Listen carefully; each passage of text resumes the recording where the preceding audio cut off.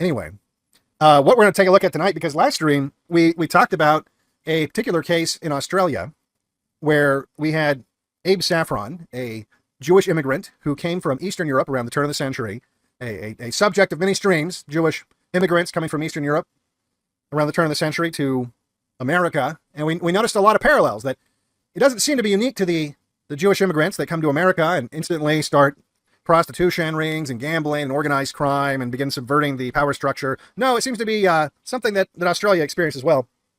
And we might have to do a tour of the Anglosphere. Take a look at South Africa. Take a look at New Zealand. Take a look at, I mean, England, not so much, because they just had so many Jews there to begin with. You know, the Rothschilds and everything else. England's been pretty Jewed up for a long time, but you know, maybe they got even Jewier around the turn of the century.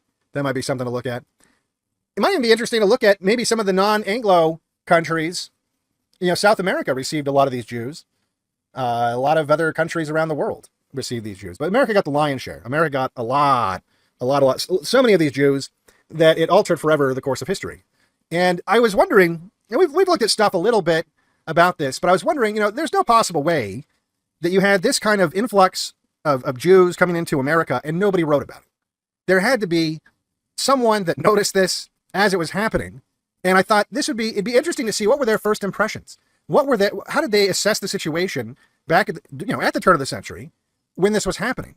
You know, people, I guess not necessarily our guys, but our guys to the extent that they're founding stock Americans. You know, a WASP, how would a WASP take a look at what was happening in America with all these Eastern European Jews? And how did they assess the situation? And after some research, really the best account that I could come up with was an account by Edward Allsworth Ross. Now, he wasn't, I guess necessarily our guy, but he was a WASP. He was a highly educated WASP that was a eugenicist. So he was kind of our guy, I guess, in a way, right? Pro-eugenics here. If you're new, definitely pro-eugenics. But yeah, he was born in 1866. He was a sociologist. He was maybe a little more progressive than, say, Madison Grant or someone like that. He was born in Verdun, Illinois. He earned a PhD from Johns Hopkins University in 1891. He taught at several universities. He was a professor, including Stanford and the University of Wisconsin. And he spent most of his career at the University of Wisconsin.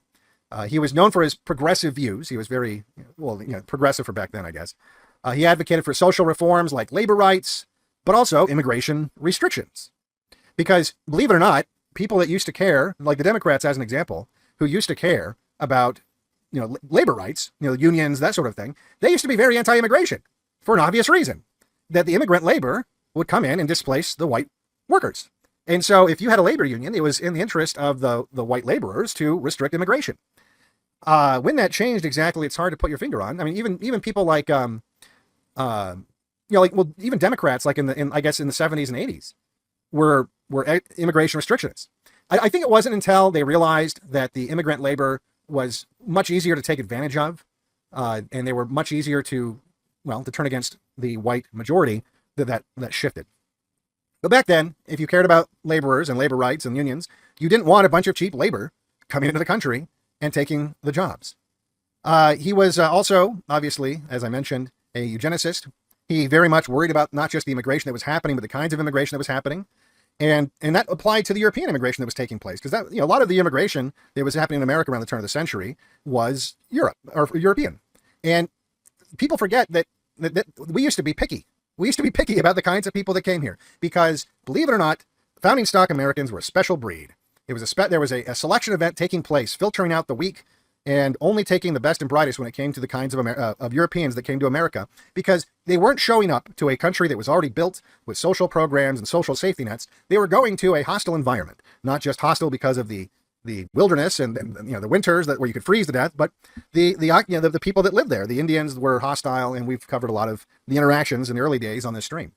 So you had a lot of death. You had a lot of death that the people that came here and couldn't pull their own weight and then some, they just didn't live. And even the people that could often didn't live. And so we had a lot of natural selection taking place when it came to the first Europeans that came to this continent and created this country. Not so much once the country was established. Once the country was established, once the social safety nets were deployed, well, all of a sudden, the quality of European went down. Not just in terms of the people that were drawn to it takes a different kind of person is going to be drawn to, hey, hey, come to this unsettled wilderness land with hostile natives where you might get shot with an arrow for, no reason. And there's been massacres, and there's no, really the only thing we're going to promise here is that there's lots of land. And if you are a hard worker and you really put your mind to it, and you can maybe carve something out of this wilderness for yourself and your family. That's a totally different, that's going to draw a totally different kind of person than, hey, have you heard about New York? Have you heard about it's this city?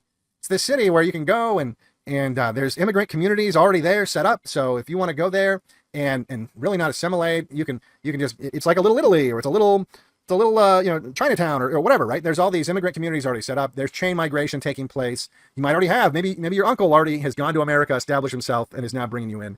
You're getting a different kind of immigrant entirely. And this was a concern of the founding stock Americans, that we were getting a lot of illiterate people and we were getting a lot of lower quality Europeans.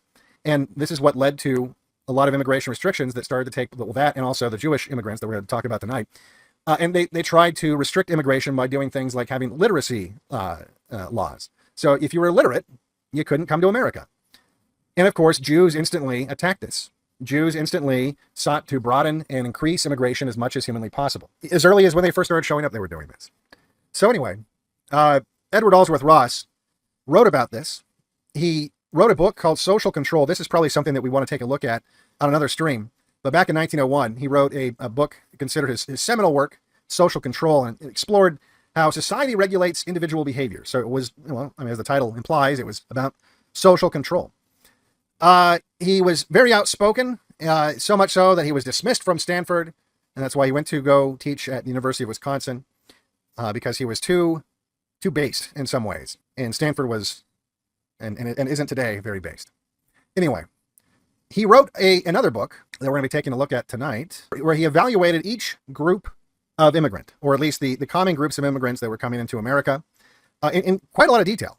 And the name of the book, which was published in 1914, was called The Old World in the New: The Significance of Past and Present Immigration to the American People. And in this book, he goes through and evaluates the different characteristics of each of the immigrants. So, he's got a chapter on the Slavs. He's got a chapter on the Italians. He's got a chapter on the Irish, the Scandinavians. And he goes through and kind of assesses their culture, their aptitude, their ability or desire to assimilate to American culture, their value system, their morality. So it's actually quite a good assessment. The book, the entire book, we're just going to look at the Jewish chapter, but the entire book is pretty eye-opening if you want to take a look and see what, because it wasn't just the Jews altering the character of the American people. It was all these other immigrants from Europe. Again, some of, just being honest, they just weren't of the same quality of immigrant that we had centuries before. And so it's interesting to see maybe some of the influences that these other immigrants had. But he took a look at the Jewish immigrants specifically. This is why I chose this book, specifically Jewish immigrants coming in from Russia to escape the pogroms, which is precisely it's the exact kind of Jewish immigrant that we find ourselves so often discussing on this stream. The exact kind of Jewish immigrant that has been a thorn in the side of Western civilization for just over a century now. The exact kind of immigrant that are the the ancestors of the Jewish power structure that exists in the United States today. We're talking everyone from Dennis Prager to Steven Spielberg to, name a Jew in power, and most likely their family came to the United States from Eastern Europe around the turn of the century, or there was another wave after World War II, or during and after World War II.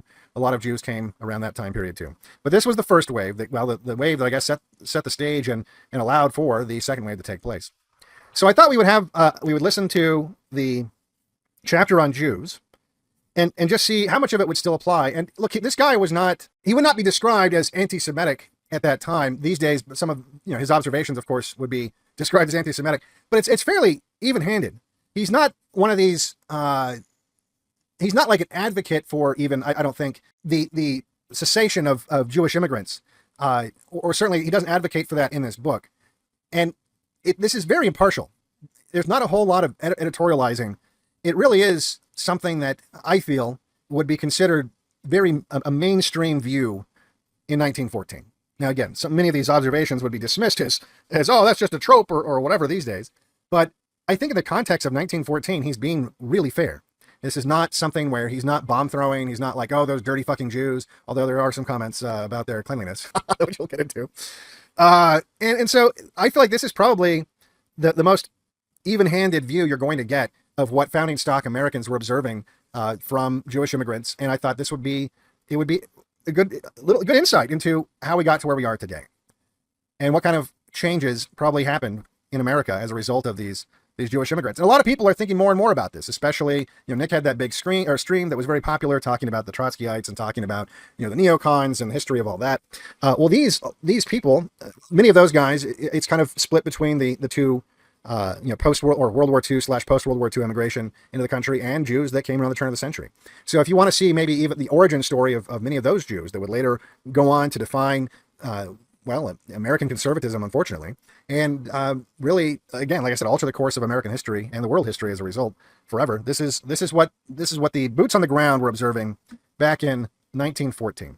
So without further ado, we're going to have a little listen to what I've done the same sort of thing. I used a voice I've already cloned.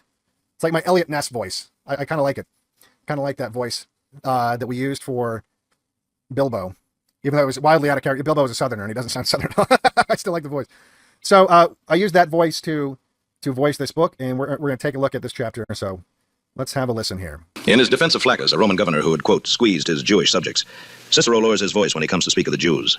For as he explains to the judges, there are persons who might excite against him this numerous, clannish, and powerful element. With much greater reason might an American lower his voice today in discussing 2 million Hebrew immigrants, united by a strong race consciousness and already ably represented at every level of wealth, power, and influence in the United States. At the time of the Revolution, there were perhaps 700 Jewish families. I just want to point out, I don't want to interrupt it a bunch, but isn't it interesting that even in 1914, over 100 years ago, he's talking about how Americans they all notice the influence that Jews have, but they are very nervous about speaking up, even in 1914.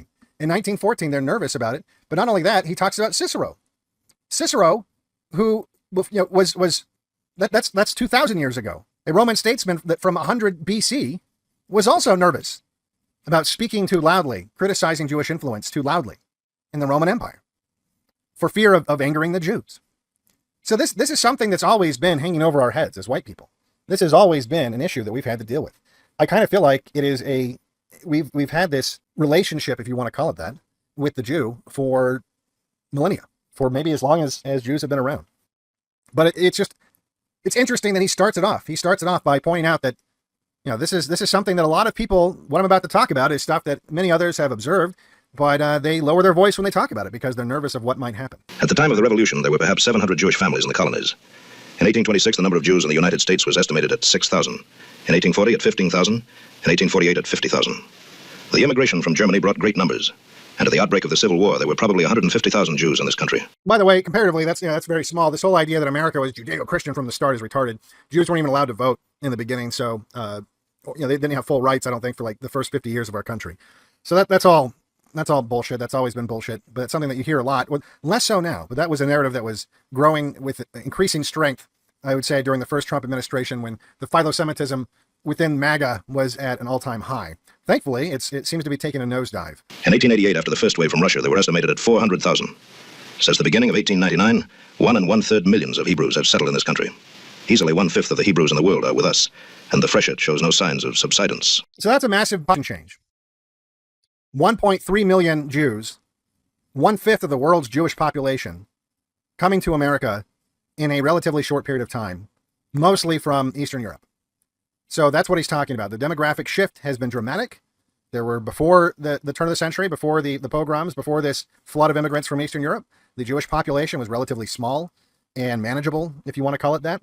And in just really a couple of decades, it skyrocketed to 1.3 million, a fifth of the world's Jewish population. America is coming to be hailed as the promised land, and Zionist dreams are yielding to the conviction that it will be much easier for the keen-witted Russian Jews to prosper here as a free component in a nation of 100 millions and to grub a living out of the baked hillsides of Palestine. With Mr. Zangwill, they exult that, quote, America has ample room for all the 6 millions of the Pale. Any one of her 50 states could absorb them. And next to being in a country of their own, there could be no better fate for them than to be together in a land of civil and religious liberty, of whose constitution Christianity forms no part, and where their collective votes would practically guarantee them against future persecution. So he's observing that powerful Jews have observed that America is the perfect place for Jews to go to. There is nothing religiously getting in the way because of the religious freedoms that America has in the Constitution, because it's not explicitly a Christian country. And because of the geography the vast geography of the United States, there's plenty of room, and it's more hospitable than Palestine, because these are Zionists that at the time, the Zionist movement was already happening. You already had Jews moving to Palestine and trying to create, what would later become the genocidal nation of Israel. But you had some immigration going, some immigrants going from Russia to Palestine and finding it difficult to set up shop there because of the inhospitable desert conditions, not unlike what I'm experiencing right here. And so he's saying that, powerful Jews, Zionist Jews, have said, well, America might be a better place. You've got all these vast natural resources. You've already got a highly civilized population. You've already got the religious freedoms that you would want. So it's basically open season on this society. So why not just come here? Hence the endeavor of the Jews to control the immigration policy of the United States. Although theirs is but a seventh of our net immigration, they led the fight on the Immigration Commission's bill. Again, this is, like I said, from the very beginning, they have been pro-immigration so that they can not only bring more Jews into the country, but so that they can bring in other people from all around the world, because Jews feel safer, especially post-World War II, when white people don't have any kind of collective power. Really, it's when no other group has collective power. The Jewish superpower is their collectivism. That is their nepotism, their collectivism, their ethnic, bond is their racism is their superpower. Racism is a superpower. And so if they can find a country that doesn't have that, or if they find a country where that is exploitable, where they can dilute that by bringing in immigrants from all around the world and making it impossible for them to have any kind of collective power, then that is going to benefit them as a people. It's going to increase, it's going to be a force multiplier on their superpower of collectivism. So he's talking about how they're only a seventh of our immigration, which is way too fucking high. And yet here they are. They're the pioneers pushing for immigration, and they have quickly found their way in positions of influence, and they are using that influence to increase immigration. And they've always done this since they arrived, and they were doing it over 100 years ago. The power of the million Jews in the metropolis lined up the congressional delegation from New York in solid opposition to the literacy test. The systematic campaign in newspapers and magazines to break down all arguments for restriction and to calm nativist fears is waged by and for one race. Hebrew money is behind the National Liberal Immigration League and its numerous publications, from the paper before the commercial body or the scientific association, to the heavy treatise produced with the aid of the Baron de Hirsch Fund. The literature that proves the blessings of immigration to all classes in America emanates from subtle Hebrew brains. So it's the same exact methods. The same exact methods. They are bankrolling politicians. They are running publications and distributing propaganda. All this melting pot bullshit. This was all happening over 100 years ago, and the Jews were running all of it. This idea that America is a melting pot, that we're a nation of immigrants, that's 100% a Jewish narrative. That is not how America viewed itself prior to Jewish immigration, which led to Jewish propaganda and Jewish education. In order to admit their brethren from the pale, the brightest of the Semites are keeping our doors open to the dullest of the Aryans. And this is what he's talking about in terms of the lower class or the lower quality whites that are now coming here. Because by getting rid of the literacy restriction, it's not just allowing the Jews to come in, it's allowing illiterate Europeans to come in. So it's not just making the quality of immigrant go down because more of them are Jews. It's making the quality of immigrant go down because the white ones that come can't read, and the Jews don't care. It's like for the same reason the Jews want these caravans of Guatemalans to come in, and they fund those efforts, by the way, because they want to have lots of stupid goyim in their economic zone. Migrating as families, the Hebrews from Eastern Europe are pretty evenly divided between the sexes. Their illiteracy is 26%, about the average. Artisans and professional men are rather numerous among them. They come from cities and settle in cities, half of them in New York. Centuries of enforced ghetto life seem to have bred in them a herding instinct. No other physiques can so well withstand the toxins of urban congestion. Save the Italians, more Jews will crowd upon a given space than any other nationality. So that's kind of a funny comment about the Italians. Sorry, Italians! So he's like, look, these guys, for whatever reason, they seem to be made for urban life. They are willing to pack in more people into a small, cramped space than any other group other than maybe Italians. And they have a herd mentality. They're very clannish. And this is why they've seemed to be congregating a lot in New York City, because it's the perfect conditions for that. And he contrasts that to the white people, where he talks about, white people, they like nature. White people like, even today, right? That still is part of us. We like to go camping. We like to go hiking. We like to get our hands dirty. This movement of going and homesteading, this isn't something that Jews are indulging in. And it's because we're different. We're different, fundamentally different.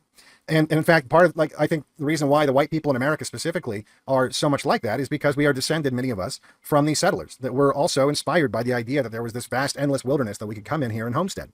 Well, so obviously that kind of lifestyle is going to appeal to someone like myself, where I'm descended from homesteaders, generations and generations upon generations of settlers and homesteaders that go all the way back to before America was a country. I'm descended from the very first colonists that came to this continent, and when there was nothing. And every move that they made west, they were moving further and further away from these urban centers. You know, if you track the geography of my family, where they started out in New York, and then they when there was no New York City, when New York was New Amsterdam, and they slowly made their way west to go further and further into the wilderness until eventually they ended up all the way on the West Coast. So these are the kinds of white people we're descended from, versus these urban Jews that feel very much at home in these cities. As they prosper, they do not proportionately enlarge their quarters. Of Boston tenement house Jews, Dr. Bushy testifies, their inborn love of money-making leads them to crowd into the smallest quarters. Families, having very respectable bank accounts, have been known to occupy cellar rooms where damp and cold street the walls. There are actually streets in the West End where, while Jews are moving in, Negro housewives are gathering up their skirts and seeking a more spotless environment. So he's talking about how Jews will live in like the dirtiest places, in fact, below where blacks will live. That even though they've got money, because they have an obsession about money making, that they're willing to minimize their costs when it comes to living conditions, even below that of blacks who don't have money, in order to have the money. And the money is what's important. Now, this is something that is difficult, I think, for white people to understand, and it really is something that holds us back. And it holds us back because in a perfect world, like in a world that's not that, well, I'm not saying that a completely Anglo world would be a perfect world, but like, you know, like in a world prior to all this immigration, this Jewish immigration, that's not how people thought. That's not who you were competing with. You weren't competing with people who thought in terms of, I need a huge bank account and I'm going to make my money work for me politically. I'm going to use my money to alter society. I'm going to use my money as a form of soft power, you know, to alter the character of the country. People didn't think like that. They thought in terms of work, you know, the Protestant work ethic. They thought in terms of, you know, how can I be productive? How can my labor be a value of my community? You know, what can I do? And that was where status was found. Status came from hard work and benefit to the community. And so this is something that I think has to change if we are going to be damned, and we are, to live in a multicultural hellscape that is occupied by Jews. And this is something that is hard for us to understand because it's not compatible with how we think. We don't think in those terms, but we got to start, or else we are going to just be trampled on by money Jews. So he talks about how, you know, the Jews are not focused on you know, living fancy or living in nice conditions. They'll live in some moldy cellar that black people won't even live in, just so they can save money. The first stream of Rousseau Hebrew immigrants started flowing in 1882 in consequence of the reactionary policy of Alexander III. It contained many students and members of scholarly families who stimulated intellectual activity among their... What if your joint pain isn't from age, isn't from wear and tear, but from... their fellows here, and were leaders in radical thought. These idealists established newspapers in the Jewish German jargon and thus made Yiddish a literary language. The second stream reached us after 1890 and brought immigrants who were not steeped in modern ideas, but held to Talmudic traditions and the learning of the rabbis. So he's saying that you had the first wave, the wealthy Jews that they were highly educated, were maybe slightly more secular, and they had the means. They were the intellectuals that fled Eastern Europe, and they had money. They were the high-class Jews, and they came here, set up shop, and immediately started, you know, because they were radicals. That's what got them kicked out of Russia. They were radicals, and so they immediately started propagandizing not just you know, their fellow Jews that were already here, but also setting up newspapers in English and trying to radicalize other immigrants or even founding stock Americans. So the first wave were the richer, higher class Jews, and then towards you know, as you got closer to 1900, the second wave of Jews were the Jews that I believe, and in fact we might get into this, you know, at some point, not tonight. The Jews that couldn't afford to do the move themselves, but were rather financed by a lot of these richer money Jews that were already established in the United States, that were financing the immigration, the flood of Eastern European Jews that were more religious, more like the Hasidic style Jews, that were more or less educated and less modern. The more recent flow taps lower social strata and is prompted by economic motives. These later arrivals lack both the idealism of the first stream and the religious culture of the second. Besides the Russian Jews, we are receiving large numbers from Galicia, Hungary, and Romania.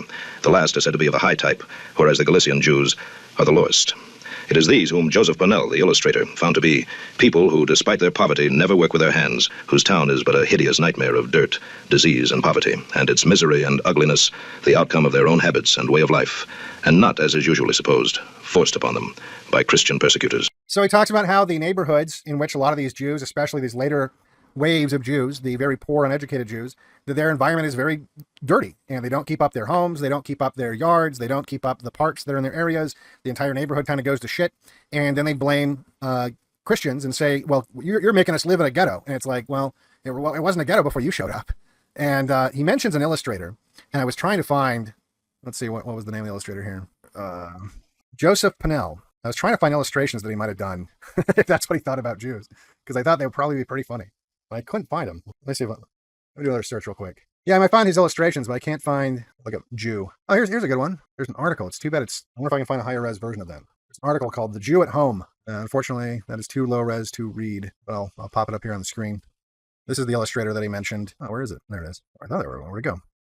Okay, let me download this again. Here we are. So this is his depiction of a Jew. I wish I could find the text. I'll look into that later. Anyway, let's continue. The Hebrew immigrants rarely lay hand to basic production. In tilling the soil and food growing and extracting minerals and building, construction and transportation, they have little part. Sometimes they direct these operations, often they finance them, but even in direst poverty, they contrive to avoid hard, muscular labor. Under pressure, the Jew takes to the pack as the Italian to the pick. In the 80s, numerous rural colonies of Hebrews were planted, but despite much help from outside, all except the colonies near Vineland, New Jersey, utterly failed. Now, that's something I want to look into, because it illustrates my point of what I said about founding stock Americans coming to America, viewing it as a vast wilderness to carve out a civilization. And he talks about these rural Jewish communities that were seeded, and they all failed back in the 1880s. I didn't really spend any time a whole lot of time looking for that, but when I heard that, my ears perked up. So I was like, really? That's got to be a funny story. For what the reasons that he just described, that the Jews are not ones to work with their hands. They're not the types to actually want to build roads or build buildings or cities. They want to be the ones managing it and overseeing it, but they never want to actually be the ones getting their hands dirty. And of course, this is all genetic behavior. This is, see, one mistake, and we'll take a look at this as he gets to it. He imagines that a lot of this behavior is going to be bred, if not bred out of the Jew through intermarriage with the non-Jews in America, but if not actually biologically removed from them, it'll be culturally removed from them after spending enough time in America, and that a lot of this is just residual behavior from where they came from, which is a mistake, obviously, because all of these same attributes apply today. It's just more proof. In fact, if anything is proof that behavior is genetic, the two big examples that we have are Jews and blacks. The two examples that we have that you can go back centuries and look at Jewish behavior for centuries, like right now, this is a century ago, and we are going to listen to this guy talk about Jews that are separated in time by over 100 years and from a totally different culture because they came here from Eastern Europe. These are fresh off the boat Jews, many of the ones he's talking about. And it's odd that their behavior seems to be identical to Jews of today. And you can go back even further. You can go back to the writings of people in Europe in the 1600s or in the Roman Empire, apparently before Christ. You can go back 100 years BC, and you're hearing the same kinds of behaviors. You're hearing the exact same kinds of behaviors. And if anything is an argument for behavior being biological, well, the Jew is the perfect argument for that. And blacks, obviously. The blacks are the easy one. In New York and New England, there are more than 1,000 Hebrew farmers, but most of them speculate in real estate, keep summer boarders, or depend on some side enterprise, peddling, cattle trading, or junk buying for a material part of their income. The Hebrew farmers, said to number in all 6,000, maintain a federation and are provided with a farmer's journal.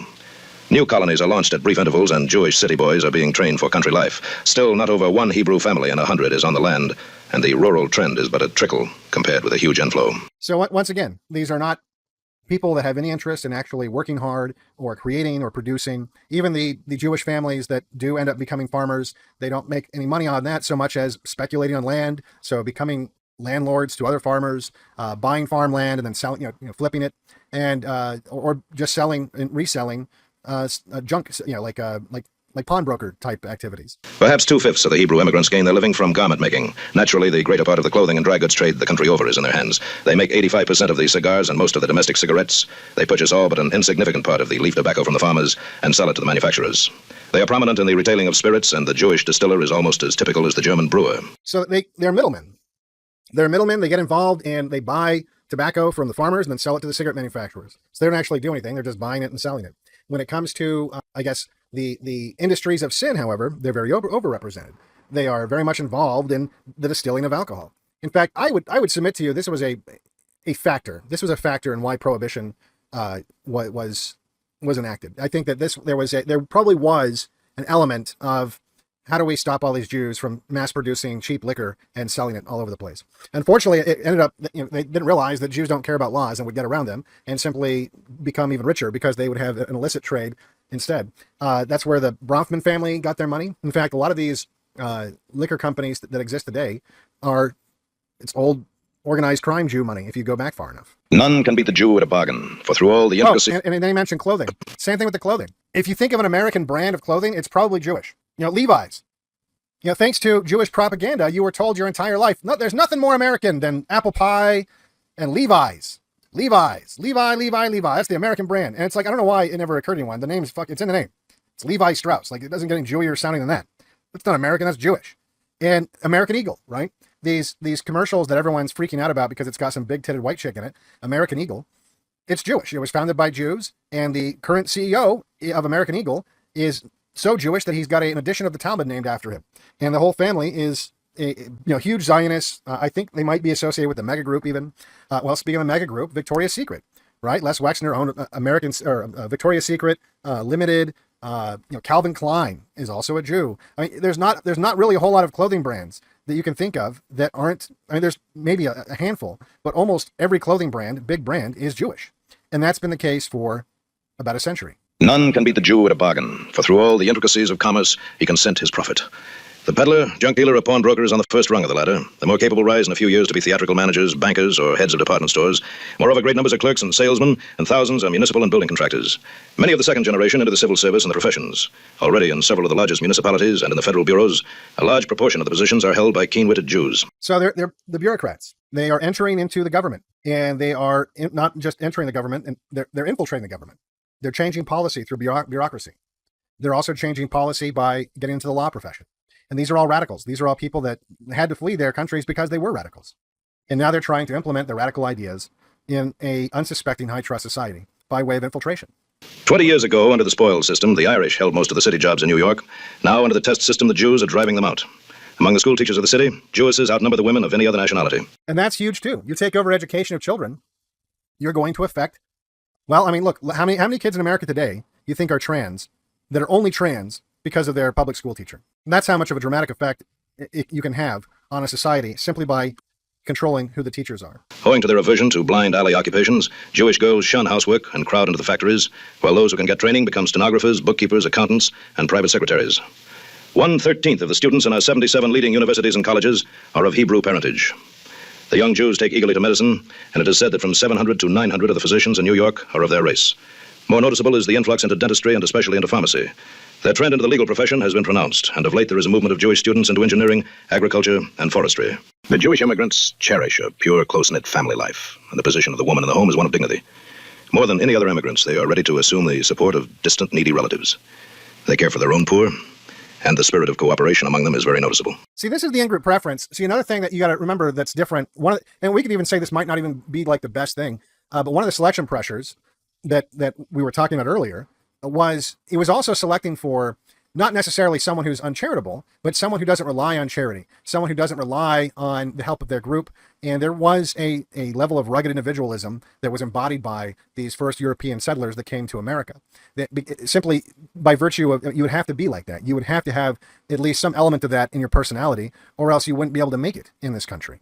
And so that kind of created an environment and a culture where charity it existed, of course, because, Christians are big into charity, but there wasn't like an expectation. It was a little bit shameful, and I would say the focus was much more, again, on working for yourself, that independence, that self-reliance, and that is a completely different animal from what the Jews brought to America when they came here, where they focused more on community and focused more on the success of their people, and not as themselves as individuals, but collectively the success of Jews as a group. And they were rewarded handsomely for having that kind of a mindset. Their temper is sensitive and humane. Very rarely is a Jew charged with any form of brutality. Now, some people might object to that. What he's saying is they're not violent criminals. In other words, Jews are not mugging people. Jews are not beating people up in the streets. That's what he's talking about. There is among them a fine elite which responds to the appeal of the ideal and is found in every kind of ameliorative work. Nevertheless, fair-minded observers agree that certain bad qualities crop out all too often among these Eastern Europeans. A school principal remarks that his Jewish pupils are more importunate to get a mark change than his other pupils. So he mentions that a principal observed that Jewish students will either try to haggle. They'll try to haggle about their grades, and instead of just accepting the grade that they're given by their teacher, that they will sit there and complain and try to get a different grade. A settlement warden who during the summer entertains hundreds of nursing slum mothers at a country home says the Jewish mothers are always asking for something extra over the regular kit we provide each guest for her stay. The last thing the son of Jacob wants, observes an eminent sociologist, is a square deal. And again, that's a massive, massive contrast to the Europeans that already existed here. there was just this understanding of justice, of a square deal, of self-reliance and taking someone by their word. And I think that had something to do with the conditions in which we evolved under. That if you were someone that I couldn't trust, if I couldn't trust you to be of your word and to actually follow through with the deal, it impacted both of our ability to survive. And so there's this understanding of what a square deal even is between white people that is completely foreign to Jews.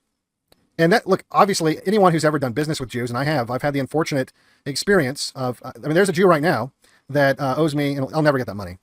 Owes me tens of thousands. Well, he owes me about $20,000, and I'm never gonna get that money. I'll never get that money ever. And that was he's owed it to me for like about 10 years now. I'm never gonna fucking get that money and it was because my fault. I didn't get it in writing. Because to a Jew, a handshake doesn't mean the same thing. Stupid Goy Devin didn't get it in writing. I trusted the wrong person. A veteran New York social worker cannot forgive the ghetto its littering and defiling of the parks. Look at Tompkins Square, he exclaimed hotly, and compare it with what it was 25 years ago amid a German population.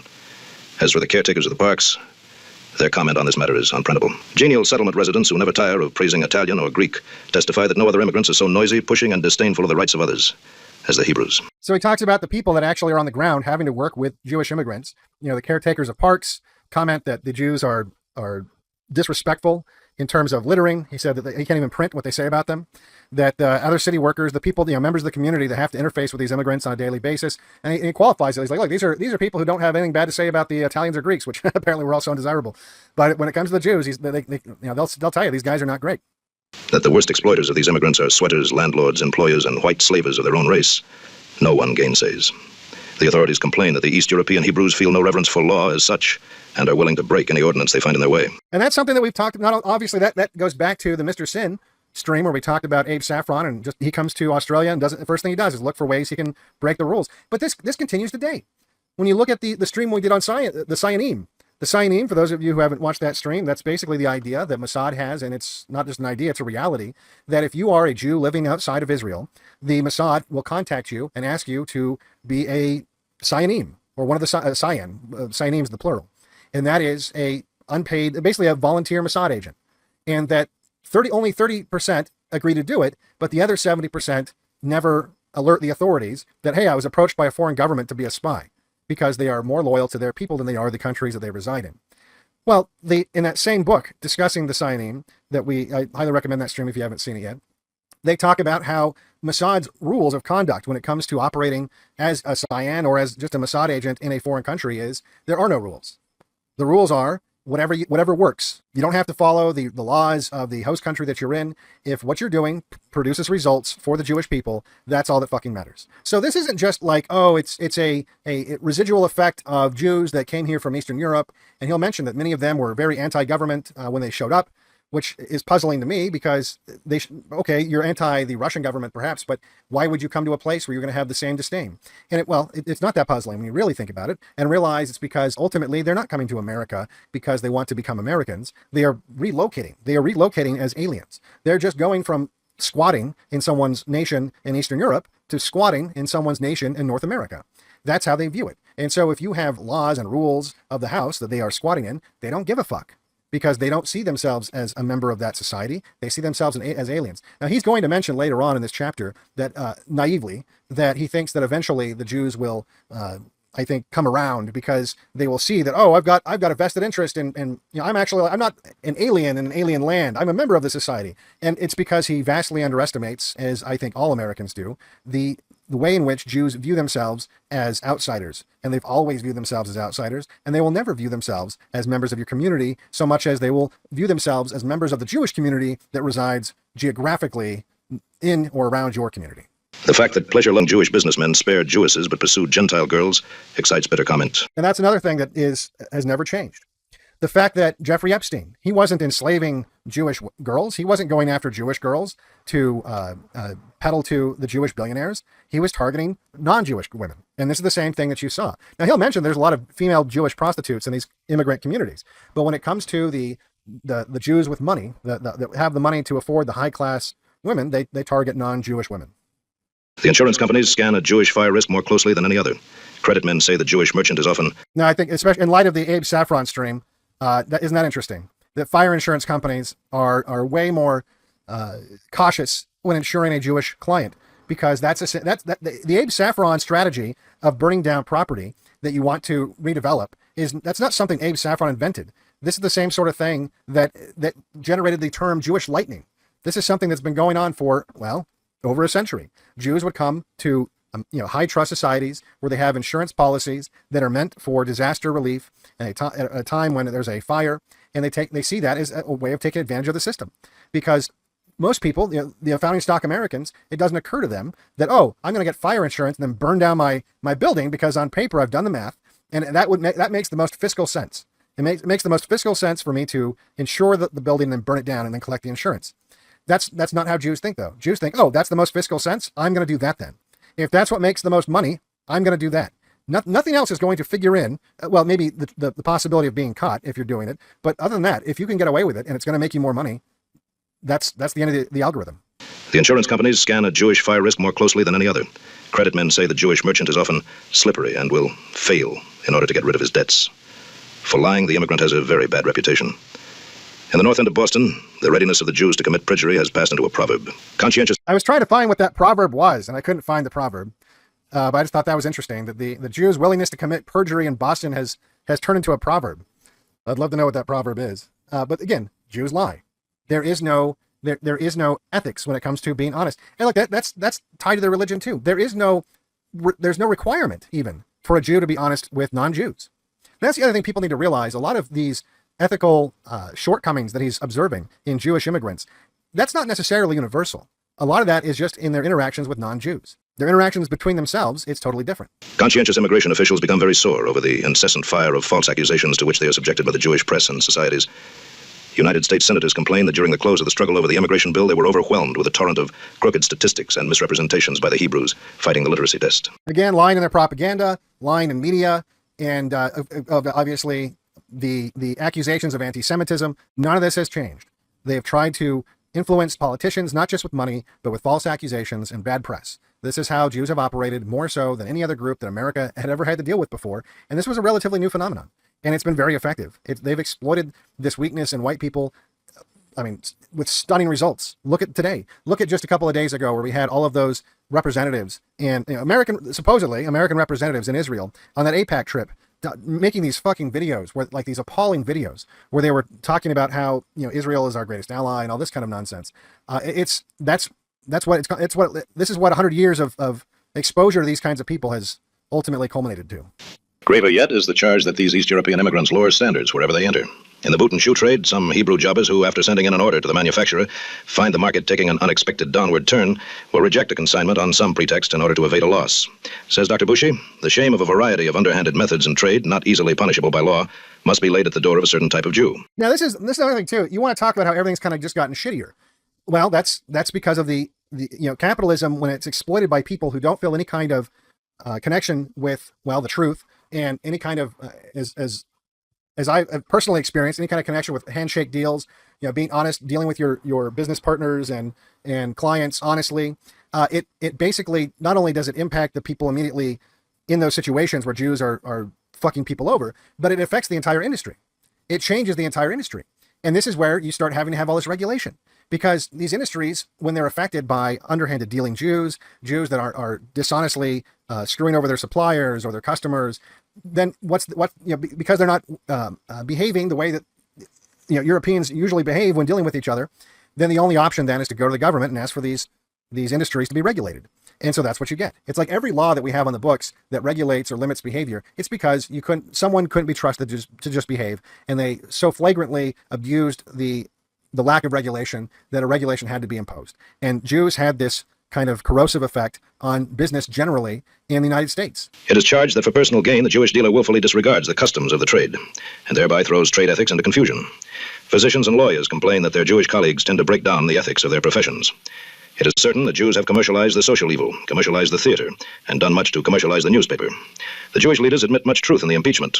One accounts for the bad reputation of his race in the legal profession by pointing out that they entered the tricky branches of it, viz. Commercial law and criminal law, says a high-minded lawyer. If the average American entered law, as we have to, without money, connections, or adequate professional education, he would be a shyster too. So he says that the excuse that Jews are giving him is that it's that same po-mouth story that they've always told. oh, we came here with nothing. We came here with nothing. We had to try harder, and we had to be inventive and have that entrepreneurial spirit. Not like you, Goy, where you have all this money and connections. It's like, really? A little bit of projection going on there, isn't there?